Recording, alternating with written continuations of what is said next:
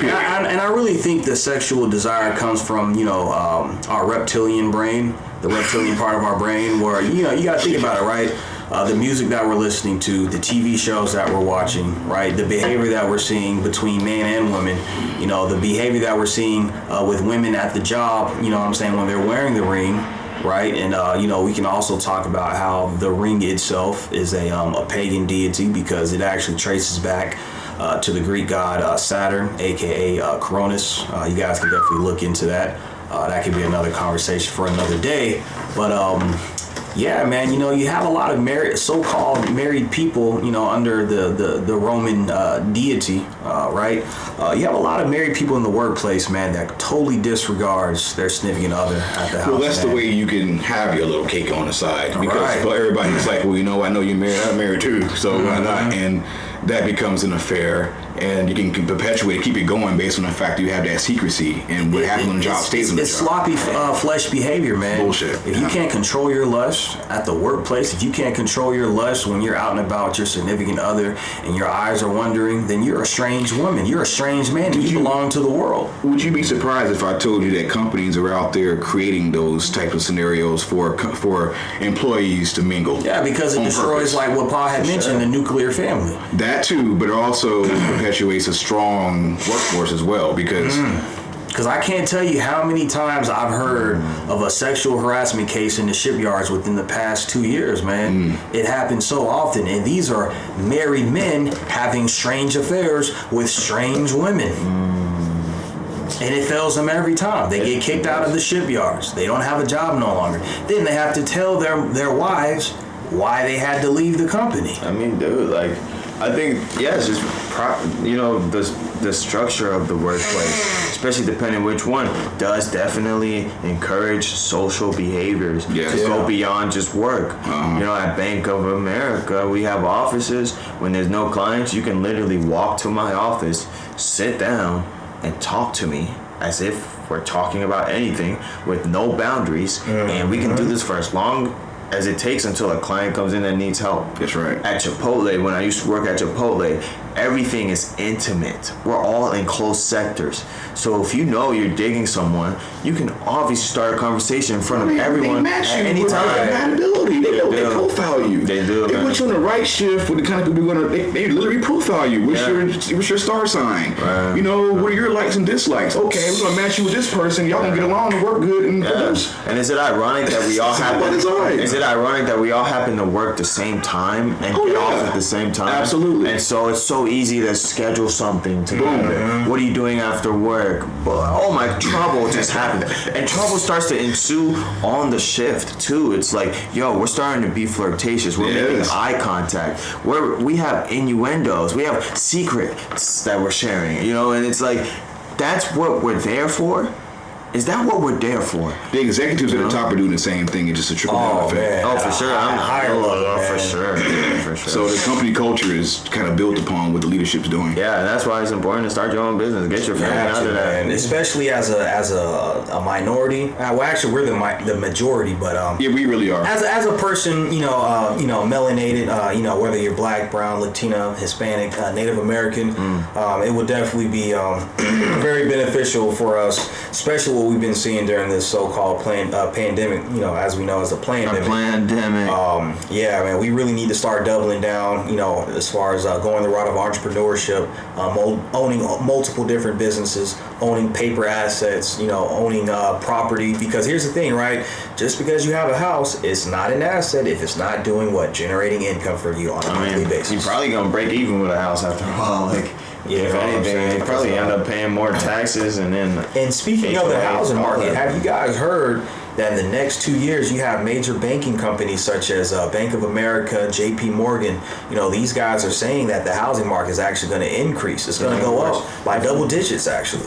You know what I'm saying? And, some people may look at that as a good thing. Some people may look at it as a bad thing. But, for the people who did lock into a house at a fairly low interest rate, right? They don't have any confidence to sell the house. Sure, they may be up 100, 300,000 in equity. However, once they sell the house, what are they going to have to do? Buy another house at a higher interest rate. Yeah, that's right. It's a rent. So, that is also a huge factor in why the housing market is predicted or projected to increase, because there's not enough confidence for current homeowners to place their house on the market, because they're just going to lock themselves in a house at a higher interest rate at a higher price. So it's a loss. And also, it doesn't help that there is a low inventory of new houses right now in America. Not building fast enough. You guys know what they say the average cost of a house is in America right now? What, 800? No. 600, right? No. In America, not Washington. Okay. $450,000. That's including North Carolina, Georgia, South Carolina, Alabama, Ohio. Yeah, man, $450,000. That's nuts. Now, the average house in King County is $800,000 with that 8% APY rate. Then you got to factor in your HOA fees. You know what I'm saying? Think about it, right? So those people who did lock in at a lower rate, good on you. However, is your annually salary increase going to be able to keep up with property tax increases? No, bro, that's not how it's designed to work. Oh no! Then it's like, what are you going to do with your house after you pass? That's also another question. You have this great house you have, it's worth millions now. You bought it probably for 30,000, maybe 100,000. Now it's worth 800 to $1 million, but you're afraid to sell it. But even with that $200,000 house that gained over $800,000 in equity, is it a liability or is it an asset? I'm asking you guys. I would have to say it's hard to answer that, because you can argue that, like, okay, a house is an asset to me, but if it's causing you to go backwards financially, it's a liability. Think about all the repairs you have to put into the house. The roof repair. Yeah. The generator went out. Yeah. You got to cut the interest grass. rates. You're paying way more for the house than really what it's worth. So that's why I emphasize so much on the stock market, because that's something you own, that's something you control, and that's something you have liquidity in the market, right? Think about it. Okay, you have a house, you have over $800,000 up in equity. You want to sell that house. How long do you think it's going to take you to sell that house, put it on the market? Well, I think houses sell quick based on, Yeah, they close. They close within like 2 months. They do. But it's going to take, it could take months, it could take years to find a seller. With the stock market, you can sell as soon as the market opens. And then check this out, folks. The cryptocurrency market is open 24/7. So now you have 24/7 liquidability of any of your paper assets. I think talking about ownership is like, even when you've done your 30-year dues of paying off a home, even if you do it sooner, do you really ever own that home? No. You're paying taxes on property taxes. So you're taxing me to exactly. So therefore, it's a liability. Yeah. It's fair to say. There's nowhere to go that we pay nothing. There's no ownership at all. Yeah, there's no ownership. There's no ownership. Now, unless you have, a multi-unit property that you're leasing out, then obviously that's an asset. But as long as you're living in that house that you're paying, well over $4,000 a month in your mortgage, you're paying well over, $300 in your HOA fees. You're paying well over, $2,000 to $10,000 a year in property taxes. Is that really an asset? I wouldn't say so, bro, because you're probably going to be net negative after when it's all said and done. And the best thing you could probably do with the home is give it to your kids. That's it. Right. Let them inherit that tract. You could rent it out, but they're probably going to tear it up these days. Right. People don't really take care of your property. Sure, yeah. It's not theirs. So you need more money for renovations. Yeah. So I would say give it to your kids and let them have that legacy and see what they do with it. But as the market continues to get worse, having your kids buy a home is almost impossible. Oh man, definitely. I feel so bad for people my age, because like, you want to be a homeowner but you're living on the West Coast. Dude, you're not going to be able to afford a home on your income. They say the average age for millennials that are staying with their parents right now is up to about the age of 35 years old because of the millennials are living with their parents till 35. Oh yeah, man. Yeah. And that's why we have stunted growth. Yeah, man. That's why we have stunted growth, and that's why another reason why society's going down. You guys thought about what countries you would want to relocate to if, you want to get out of America? For real. You know, I haven't thought that far. I haven't And thought I also about it haven't yet. traveled enough to be able to say this is where I would want to travel to those countries to be able to see, because you know I understand each country has its deficits, but there's probably some countries out there that have less deficits than living in the U.S. Right. I'm sure of it. Yeah. I'll put it like this, man. I'll create my kingdom anywhere I'm at in this earthly You're gonna world. have to. Whether it be here or whether it be Scotland or Jamaica, West Indies, somewhere on the island. God didn't say fishing everywhere. you were stuck in the United States of America. No, we're not stuck here because we don't belong here. Well, obviously, the majority of us were forced over here, had an iron yoke upon thy necks, and was scattered to the four corners of the earth, which is mentioned in the book of Deuteronomy, chapters 28. But yeah, man, we're aware of that, and you know, people are gonna have to make the conscious decision whether they want to stay here in America or whether they want to get their passport and, you know, go to a different country. Where would you go, Jay? Where's your I would probably choose somewhere like New Zealand or Have you been in New Zealand? no. Might go to Vietnam. I've worked with people. Vietnam, hey, shout outs to Vietnam, man. Might go. Food's affordable. Living's affordable. Indonesia. Hey, I'm gonna need that Vietnamese plug, man. Hold it down for the rice, man. You know what I'm saying? Yes, sir. Street meat. You I'm gotta telling be you, careful, but man. that's just inexpensive and good, man. Yeah, man. My nephew, he's half Vietnamese, Yeah. man. I love his family, man. He's a smart, brilliant guy, man. Shout out to my nephew, man. Yeah, Doing big things. not to cut you off, brother. No, you Gucci, man. No, Yeah. I looked at a few different options. If it's Africa, I figure Uganda, only because their standing is firmly against LGBTQ. And I feel like that's an abomination. And any country that stands against that in a global front is a country that really is all about man being men and women being women. And you know they're implementing blockchain technology out there as well, right? All throughout Africa. Oh, yeah. Yeah. I know Cardano, their CEO, Charles Hopkins, he's been, just doing phenomenal projects out there in Africa, man. I think he's already worked in Sierra Leone, Kenya. They're building networks out there. They're building mining rigs so that people can actually mine cryptocurrency, man. They're doing a lot of big things out there, man. Yeah, Africa is a gold mine if It you is a have gold an mine, entrepreneur spirit, especially from America. Yeah. And just learning the culture because it's not ours. But learning how to respect the culture goes a long way. Right. You're in somebody else's home, so treat it as such. Now, I haven't gone to the motherland quite yet. Well, technically speaking, yes. I did travel through the Suez Canal on my 2015 deployment, Operation Okay. Inheritance. But check this out, guys. Do y'all know what year the Suez Canal was built? No. It was built from 1860 to 1867. So before the Suez Canal was built, the Middle East was a part of Africa. In fact, Africa and the Middle East is sitting on the same plate tectonic. Yes, they are. They're sitting on the same plate tectonic. They're the same. You know, you don't never hear of a Middle West, a Middle North, a Middle That's South. Africa, period, point blank. Just Middle East. We wonder why. Yeah. Is it because they wanted to segregate the Yes. Middle East from Africa because it's the Holy Land? Maybe they don't want people knowing that the Middle East is Africa. Yeah. Yeah, that's of course that's what it is. Yeah. Maybe they don't want us to know that the original people that left the Middle East were black and the people that went there in 1948 were white. Yeah. Yeah, man. I don't know. Yeah. It's like you get to a point where you realize this is not our fight. We're really struggling, not personally speaking. I know we all have challenges and we pride ourselves in being able to, hop those hurdles. But when you look at like the opposition in trying to educate the world or the audience to seeing some of the things we see, you realize it's a really big uphill fight. And we're going to be thrusted into a conflict that really we had nothing to do with. Wow. I have a strong belief that all the current events in the last 6 months to a year have been aiming towards really just getting over the 2024 election and keeping certain people in power, Right. at the expense of certain people being, disenfranchised from the system that would pose a threat to keeping those people in power.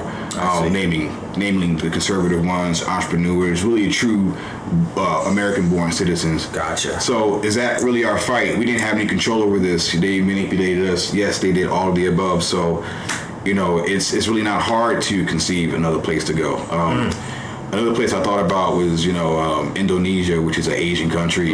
Have you visited Asia before? I've never visited Asia, but I've gone to Singapore, man. Shout out to Singapore, man. Shout out to Singapore. Oh, man, it's lovely out there. They say Singapore is actually the cleanest city in the world. It's very expensive, but, man, it's beautiful out there, man. Man, I wouldn't mind moving out there with the fam. Hey, man, just get us by a lake or a river somewhere out there, man. Hey, man, I'll do my due diligence. I'll go fishing every day, catch the fresh fish, man. My lady, man, she'll be educating my daughter. You know what I'm saying? And hey, we'll live a peaceful life, man. These are all countries that trade with the world on the world stage. These are countries that are, have more upside to them. They stay out of global conflicts. They're not really vocal in some of the policies we see being implemented in the United States, which causes so much division. These are peaceful countries that have, a society that's more streamlined towards what we're used to, just, producing for the most part. And speaking of division in America, right? Let's just say, hypothetically speaking, right? Do you guys see anywhere in the future where far leftists and far right wings can actually come together and unite and actually kind of fight this, this bigger system that's kind of keeping us all down and separated? I think that's starting to happen with Trump, but there's a caveat to that because a lot of people don't really support Israel. And, Trump is a big, proponent of Israel. He's really up his ass, seriously. And, even the debate he mentioned, he called Biden Palestinian, but it's like, at the end of the day, it's like, bro, that's a great tactic, though. It's a great tactic, but at the same time, we don't really want a bias towards Israel with Trump, because that would undermine, the youth who side with, supporting, the Palestinians through the genocide. So it's a big, huge conflict there that can result in a civil conflict. We don't want to say civil war, but a conflict between those who are like, hey, man, you know what, we support those who are being, marginalized, and then the majority conservatives who are now in power are all pro-Israel. We can have troubles here that we never seen before. Yeah. Trump alluded to that in the debate the other night. He was like, "Oh yeah, you know what? These immigrants are coming in here and taking black jobs, Hispanic jobs. Speak on that, right? Yeah, you're gonna get ready to see something. What are black jobs? Now, check this out. I know that, but check this out.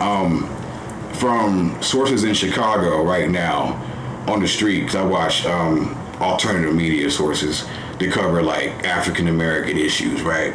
So they go into detail and show like scenes on the street to where immigrants are taking over black-owned businesses. They're dominating black schools, districts. Oh, wow. They're taking all the social benefits away from, American-born Hispanics and blacks, and they're going to go to war for this shit. Literally, like civil war in the hood first, because they're just thrusting these people into the country and saying, "Here, you can have access to it. You people over here." So they're taking matters into their own hands now. They got weapons. They got thugs.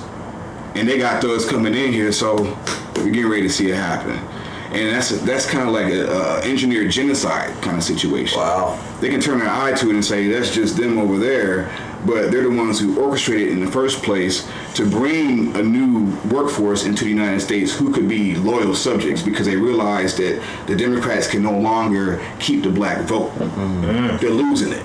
So we need more people to come in, and you know what? We don't give a fuck as long as we stay in power. That's all we care about. Mm. And Trump is now like the quote unquote savior, but at what expense? Right.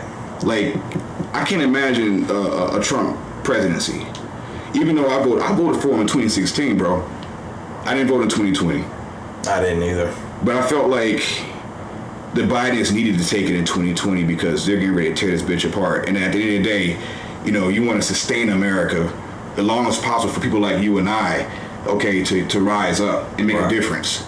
You just want to ride it out a little longer without dealing with bombs overhead or so much social chaos that prevents us from going to work every fucking day, where we're dealing with like rubble like other places in the world, right? Mm-hmm. We want to keep it going as long as possible, even if the lesser of the evils is in office. So with that being said, bro, I think we're at a crossroads in this country where we got to start thinking about a changing of the hands. If you guys notice, Juneteenth, they have a flag now. Oh, wow. That flag, right, resembles this movie I saw called Civil War, where the Western Alliance forces had a red and blue stripe with 2 stars in the middle. And I'm like, why would they create a flag for Juneteenth with 1 star? What's that about? It has meaning.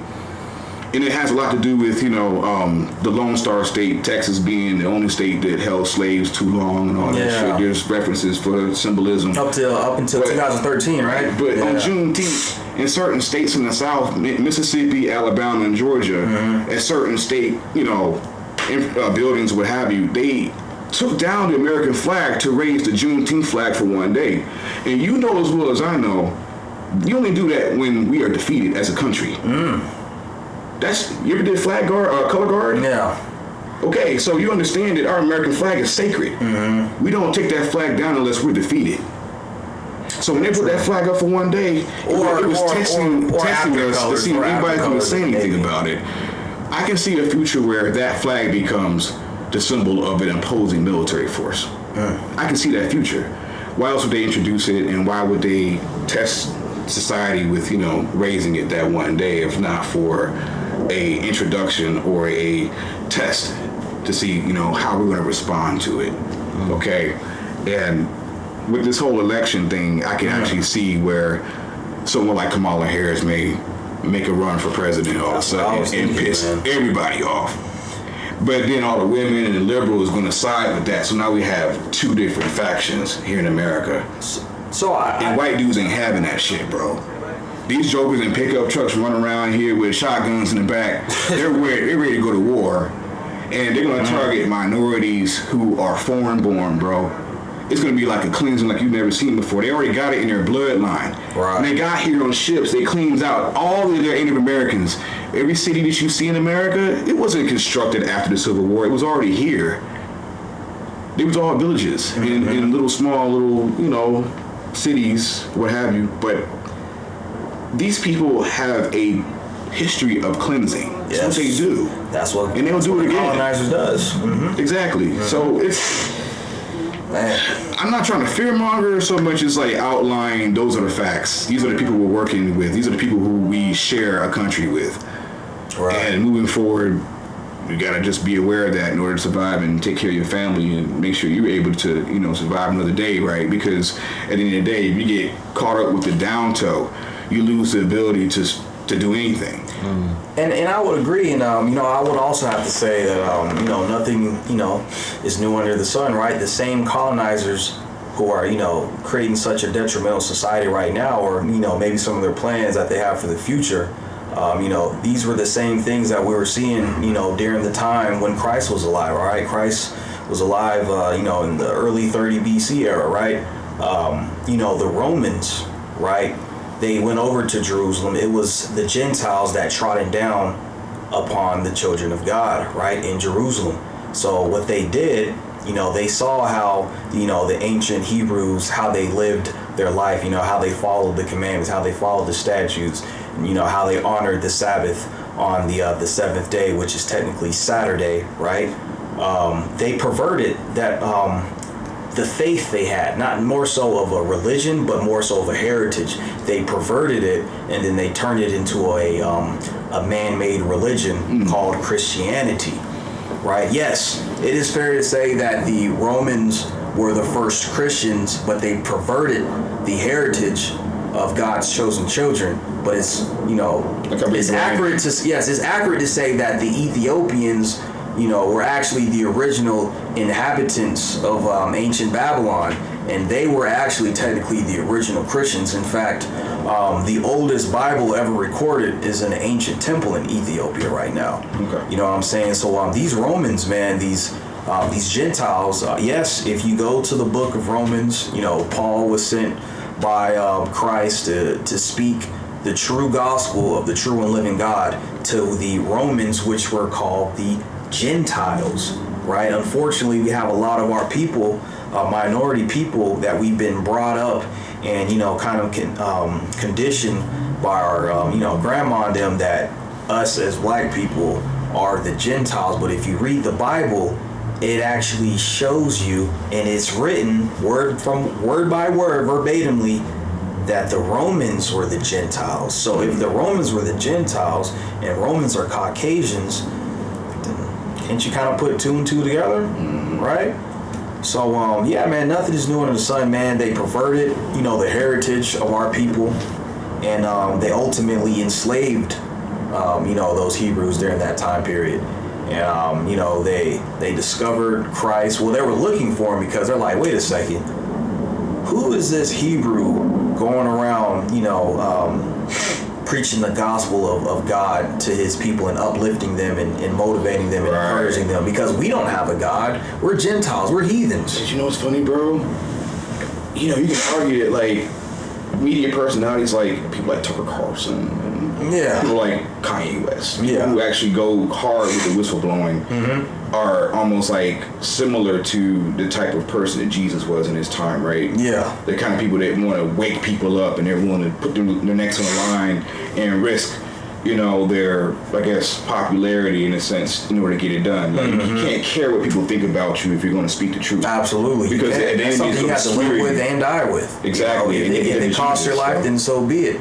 But at the end of the day, you're doing what God told you to do. That's right. You've been placed on this earth to spread the truth. That's what Paul did, okay? He went over to Rome to preach the truth about the one true living God. Right. And you know what they did to Paul? They threw stones at him. They threw rocks at him. They whooped his behind. They even threw him in jail. Yeah. Because he was telling the people the truth. He was very boastful about the truth. And that just tells you back then, when you spoke the truth, you got demonized. You got shut out. Nothing is new under the sun. Yeah, YouTube just demonetizes you. Yeah, they'll demonetize you, man. They'll cut out your resources. They'll censor you. You can't make no money there. Yeah. If you're not sticking to the agenda that they want the masses under, you get removed, man. Yeah, that's why we gotta start our own organization, bro. Simple as that. Yep. Create a discourse where people can come in, understand our purpose in life, and be able to identify with us. And then from there on, we don't necessarily even have to use YouTube as a platform after a while. We're gonna create our own platform. And that way, we can't get demonetized. We will be monetizing off of our efforts. Right. That's the biggest goal for Unless they control the entire WWW, then that's a whole different ball game. But for right now, for sure, man. And ladies and gentlemen, rest assured, we definitely have our Discord coming. It's going to be an enlightened Discord channel that you guys will be able to subscribe to. Definitely your monthly payments will contribute towards our business and our expansion of our business and other various companies. So I'm definitely on the lookout for that. We're going to be dropping, relevant news articles, news sources. We're going to be dropping buying signals, selling signals within the stock market, man. We're going to be dropping, book links, man. Anything, related to financial freedom, or even entrepreneurship, or agriculture, starting your own farm, man. We're going to definitely have it in our Discord. So definitely stay tuned for that. Yeah, good stuff. Yeah. So we appreciate everyone who was in attendance. Like we said, we want you to take any applicable information, apply it to your daily lives, and make a difference. We feel like we've been able to equip you with the information you need to change a lot about your life. So, comment, let us know what you've been working on. What kind of things did we talk about that was inspirational? What things did you take away that you can apply? Because we're very interested to know what topics you want us to talk about. What things are you learning from us, and things that you appreciate about us. So let us know. Being active in the comments helps. So we appreciate your listening ears and everything you've been through with us. As the refined thinkers, we want to continue to refine your thoughts, refine your behaviors, your actions, and just refine your life. And take time for yourself. I think that's the major thing people kind of overlook. It's not so much as wasting time. Right. Take time for yourself to just do some soul searching and think. See yourself doing it. Like any athlete, out here, man. This dude can move. I'm pretty sure before he hits a hole, he sees himself doing it. He can picture in his mind the moves, and then he just executes. Am I right? Yes, sir, bro. So with every master in their craft, they have a visionary mindset to see themselves performing before they actually execute. You got to work on that. The only way to work on that is to have some quiet time for yourself. I had to find a way to, create time for myself having children. everything is, bombardment. As soon as I walk through the door, it's like, daddy needs, to do this or do that. I have a yard to take care of, I have a lot of responsibilities. So how do I find time? Well, I got to get up really early in the morning. I find that, there's not much to do these days. When you get to a certain age, you're like, well, I'm not going to the club. I'm not, in the bars, and I don't have any reason to be out on the streets doing anything, hanging out. Mm. So you condition yourself to be a more disciplined man when it comes to how you govern your personal time. So you go to bed early. Right. So you can get up early.